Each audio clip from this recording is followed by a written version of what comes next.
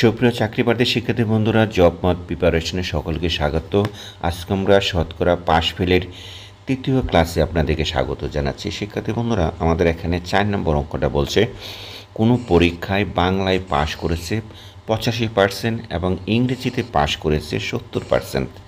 যদি উভয় বিষয়ে কেউ ফেল না করে থাকে তাহলে উভয় বিষয়ে শতকরা পাশ করেছে কতজন সেটা বের করতে বলছে। শিক্ষার্থী বন্ধুরা, অন্তত ইম্পর্টেন্ট একটা অঙ্ক। এখানে কিন্তু আমাদের এখানে বলছে যে বাংলায় পাস শব্দটা আছে কত 80% এবং ইংরেজি পাস শব্দটা আছে এখানে কত 70%। আবার উভয় বিষয়ে ফেল না করে থাকে, যদি কেউ ফেল না করে থাকে তার মানে এখানে ফেল কি আছে, জিরো আছে। শিক্ষার্থী বন্ধুরা, ফেল ইকুয়াল টু আমাদের এখানে কত, জিরো।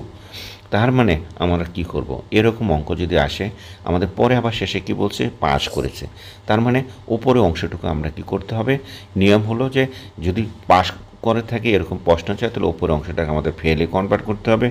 আবার যদি এখানে যদি আমাদের ফেল করেছে কতজন সেটা চায় তাহলে আমাদের উপর অংশটাকে কি করতে হবে, পাশে কনভার্ট করতে হবে।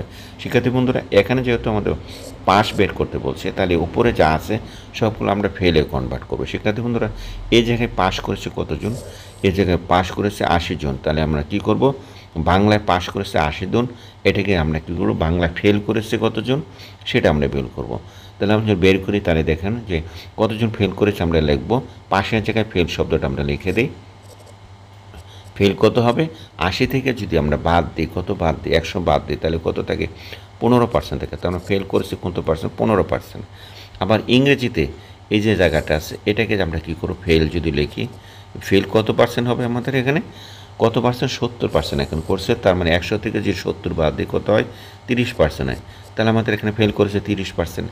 আবার আমাদের এখানে ফেল কেউ যদি না করে থাকে তার মানে ফেল এখানে জিরো। তাহলে উভয় বিষয়ে আমাদের কী দাঁড়ালো, ফেলটা জিরো দাঁড়ালো। তার মানে আমরা কি লিখতে পারি, এখানে যদি আমি এই যে ডায়াগ্রামটা আমরা এখানে লিখলাম, এখানে যদি এটা লিখি আমরা বাংলা, তাহলে বাংলায় আমাদের ফেল করেছে কত পার্সেন্ট, বাংলায় আমরা এখন দেখতে হবে যে কত পার্সেন্ট ফেল করেছে, সেটা হলো 15%। আমরা লিখব এখানে 15%, বাংলায় 15%, উভয় বিষয়ে কতজন, 0%। শিক্ষার্থী বন্ধুরা, এরপরে আমাদের ইংরেজিতে কত পার্সেন্ট ফেল করেছে, ইংরেজিতে আমাদের ফেল করেছে কত পার্সেন্ট, 30%। এতটুকু আমরা আশা করি বুঝতে পেরেছি। কীভাবে বুঝতে পারলাম, যে আমরা যেটা পাস করেছি সেখান থেকে আমরা ফেলটাকে সেখান থেকে এই পাসটাকে বাদ দিলে আমাদের ফেলে বেরিয়ে গেলো, এখানেও ফেলটা বেরিয়ে গেলো, এই জায়গায় আমরা ফেলে কনভার্ট করে নিলাম। এখন আমরা লিখতে পারি যে উভয় বিষয়ে, সুতরাং আমরা এখানে লিখব, সুতরাং উভয় বিষয়ে ফেল করেছে, আমরা লিখব যে ফেল করেছে কতজন, আমরা এখানে লিখব 15 যোগ আমাদের এখানে আসতেছে 30 যোগ উভয় বিষয়ে কত, 0। তার মানে আমাদের কি দাঁড়ালো, আমরা কোথা থেকে পেলাম, আমরা এখান থেকে এই পেলাম, এই অংশটাকে একটা পেলাম, এই অংশটাকে একটা পেলাম এবং উভয় বিষয় থেকে একটা পেলাম। শূন্যটা কিসের, যেহেতু কেউ ফেল করে না তার মানে 0% ফেল করেছে, তাহলে যোগ করলে আমাদের কত হবে, 45 হবে।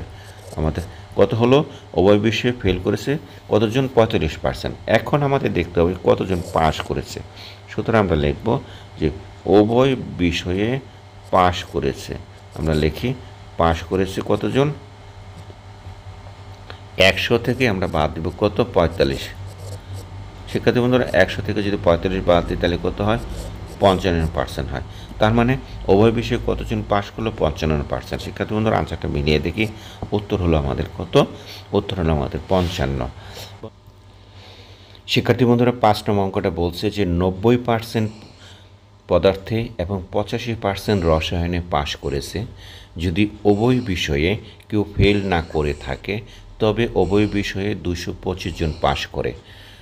ওই পরীক্ষায় মোট কতজন পরীক্ষার্থী অংশগ্রহণ করেছিল। শিক্ষার্থী বন্ধুরা, এই অঙ্কটাকে থেকে মোট পরীক্ষার্থীর সংখ্যা আমাদের বের করতে বলছে। তাহলে আমাদের প্রথম যে বিষয়টা, সেই বিষয়টা আমাদের লক্ষণীয়। আমাদের এখানে বলছে যে 90% কি পাশ করেছে, এখানে একটা পাস শব্দ আছে, এবং 85% রসায়নে পাশ করেছে। শিক্ষার্থী বন্ধুরা, এখানে আবার বলছে যে উভয় বিষয়ে ফেল না করে থাকে, তার মানে ফেল ইকুয়াল টু আমাদের এখানে কত, 0। আমরা আগে বলেছিলাম যখন এরকম পাশ ফেলের অঙ্ক আসবে, ওপরে যদি আমাদের পাশের কথা বলা থাকে এবং পিছনে যদি আমাদের পাশের কথা বলা থাকে, তাহলে পিছনে আমাদের ফেলের অংশটা বের করতে হবে, এবং ওপরে যদি আমাদের ফেলের কথাটা বলা থাকে তাহলে আমাদের পাশের অঙ্কটা বের করতে হবে।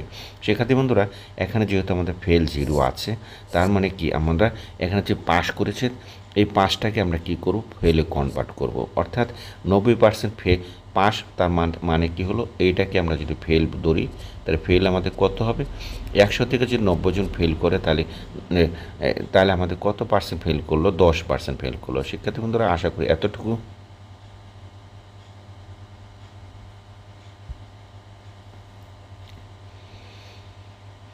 তাহলে 100 জন থেকে কতজন ফেল করলো, 10% ফেল করলো।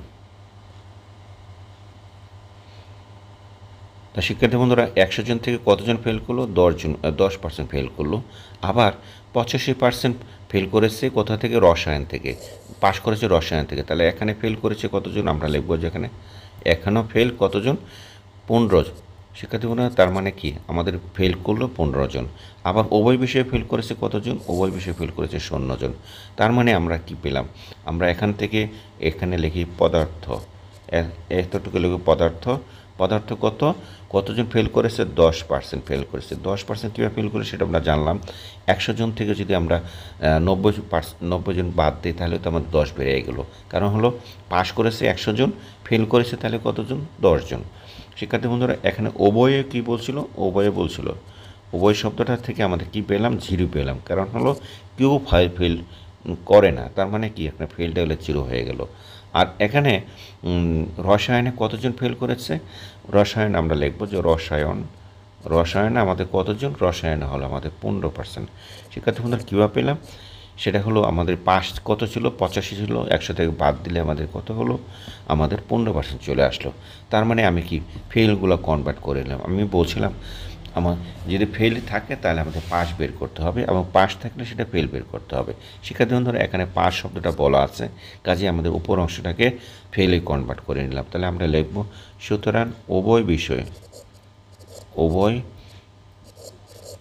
বিষয়ে ফেল করেছে, আমরা লিখি যে ফেল করেছে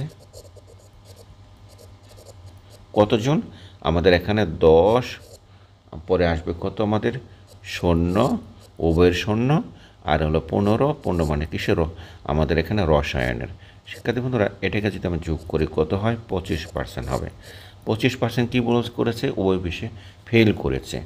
এখন আমাদের কি করতে হবে, উভয় বিষয়ে আমরা লিখব উভয় বিষয়ে পাশ করেছে। আমরা কি করব, 100 থেকে বাদ দিব, কীভাবে বাদ দিব, 100 মাইনাস কত, 25%। শিক্ষার্থী বন্ধুরা 100 থেকে বাদ দিলাম তাহলে কত হলো, 75%।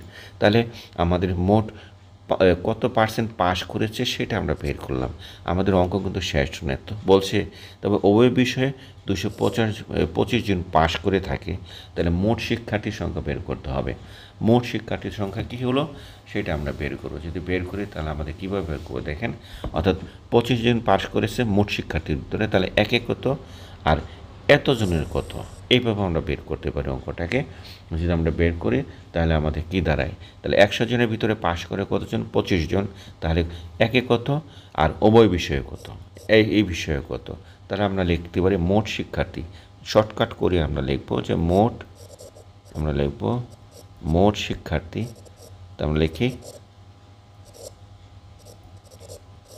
মোট শিক্ষার্থী সমান আমরা লিখব কতজন পাস করেছিল, 225 জনে। আমরা এখানে যেহেতু 25% আছে আমরা এভাবে লিখতে পারি যে 100 জনের ভিতরে পাস করে কতজন, 25 জন, সুতরাং একে কতজন, 75/100।